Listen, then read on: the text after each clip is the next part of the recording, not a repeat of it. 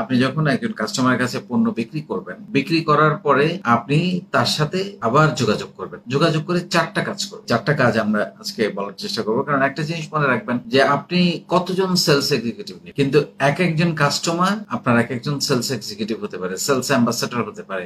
এই কাজটা যদি করেন আপনারা দেখবেন যে আপনার রিপিট সেল বেড়ে যাবে, আপনার কাস্টমার স্যাটিসফ্যাকশন অনেক বেড়ে যাবে, টোটাল সেলস ভলিউম অনেক বেড়ে যাবে। নাম্বার 1, আপনি প্রোডাক্টটা পাঠানোর পরে আপনি তাকে ফোন করে জিজ্ঞেস করবেন যে স্যার, ম্যাডাম, আপু, ভাইয়া যেটাই বলেন, আপনাকে যে পণ্যটা পাঠিয়েছি এটা কেমন ছিল, এটার কোয়ালিটি মানে মান কেমন ছিল, এটা অবশ্যই জিজ্ঞেস করবেন। তারপরে যেটা রিপ্লাই আসবে সেটা যদি ভালো হয় তো চমৎকার, আপনি একটা রিভিউ পেলেন। তারপরে যদি বলে কোনো কমপ্লেন করে, আপনার ডেফিনেটলি সেই কমপ্লেনটা সঙ্গে সঙ্গে সমাধান করার চেষ্টা করবেন। ইভেন যদি বলে যে এটা খারাপ ছিল, আপনি চেঞ্জ করে দেন, এটাকে মার্কেটিং এক্সপেন্স হিসেবে নেন না। ধরেন আপনার এটা লস হলো, অনেক সময় চিন্তা করি আরে আমার লস হয়ে গেল একটা অর্ডারের টাকা, আপনি বুস্ট করে কত টাকা খরচ করেন চিন্তা করেন, আপনি সবকিছু কি সেল হয়, এটাকে আপনি একটা মার্কেটিং এক্সপেন্স হিসেবে ধরতে পারেন। নাম্বার 2 হচ্ছে আপনি তাকে জিজ্ঞেস করবেন যে আমরা যে ডেলিভারিটা করেছি এটা কি সময় মতো হয়েছিল কিনা।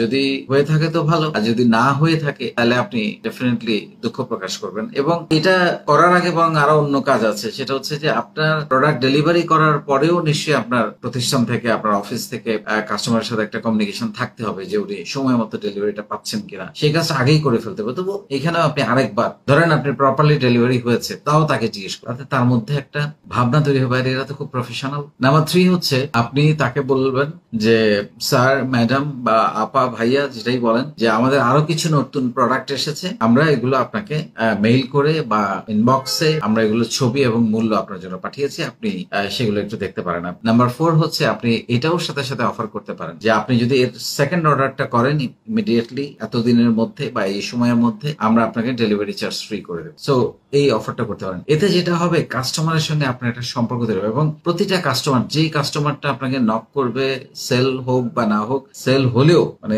যাদের কাছে সেল করবেন তাদের একটা ডাটাবেস মেনটেন করার চেষ্টা করবেন, নাম, ঠিকানা, ফোন নাম্বার, এইগুলো খুবই গুরুত্বপূর্ণ। তাহলে হবে কি আপনি প্রতিনিয়ত তাদের সঙ্গে ইমেইলে মার্কেটিং করতে পারবেন, আপনি হোয়াটসঅ্যাপে মার্কেটিং করতে পারবেন, ফেসবুক তো আছেই। আমার মনে হয় এই কাজটা যদি করতে পারেন কাস্টমার উইল বি হ্যাপি। আমরা তো সবসময় বলি কাস্টমারের হাসি, কাস্টমারের স্যাটিসফ্যাকশন, তার সন্তুষ্টি আপনার বিক্রি বাড়াবে, আপনার প্রতিষ্ঠানের সুনাম বৃদ্ধি করবে। সো এবং সে কিন্তু আপনার 10 জনের কাছে গিয়ে, আত্মীয় স্বজনদের কাছে গিয়ে আপনার প্রতিষ্ঠান সম্পর্কে কথা বলবে যে এদের সার্ভিস খুব ভালো, এদের প্রোডাক্ট কোয়ালিটি খুবই ভালো, এরা সময় মতো ডেলিভারি করে। সো এই জিনিসগুলো আপনারা কাইন্ডলি সেল করার পরেও কাস্টমারের সঙ্গে যে যোগাযোগটা করবেন, এবং আমি নিশ্চিত করে বলতে পারি যে আপনাদের রিপিট কাস্টমার অনেক বাড়বে এবং তাতে করে আপনার টোটাল সেল অনেক বেড়ে যাবে।